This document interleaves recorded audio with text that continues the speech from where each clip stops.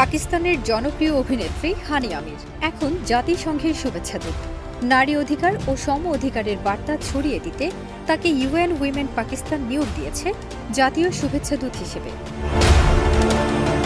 এই দায়িত্বে হানিয়া কাজ করবেন নারীর ক্ষমতায়ন, সমতা ও নেতৃত্বে, আর অনুপ্রেরণা যোগাবেন দেশের তরুণ প্রজন্মকে।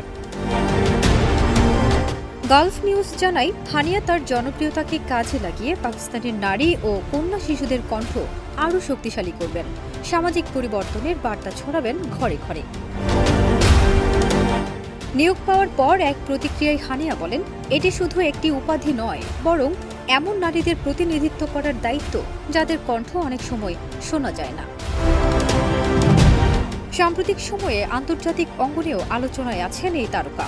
যুক্তরাষ্ট্রের হিউস্টনে তিনি পেয়েছেন গ্লোবাল স্টার অ্যাওয়ার্ড, আর ভারতের আসন্ন পাঞ্জাবি ছবি সর্দার 3 এর মাধ্যমে বলিউডে পা রেখেছেন হানিয়া। ইউএন উইমেন পাকিস্তানের কান্ট্রি রিপ্রেজেন্টেটিভ জামশেদ এম কাজী বলেন, হানিয়ার নিষ্ঠা, সাহস আর মানুষের সঙ্গে সংযোগের ক্ষমতা দেশের নারীদের ক্ষমতায়নে বড় ভূমিকা রাখবে। হানিয়া আমির একজন শিল্পী, একজন অনুপ্রেরণা, এখন জাতিসংঘের বার্তাবাহক, নারীর কণ্ঠকে আরও উঁচুতে তুলতে। ফারজানা নিকিতা, দেশ রূপান্তর।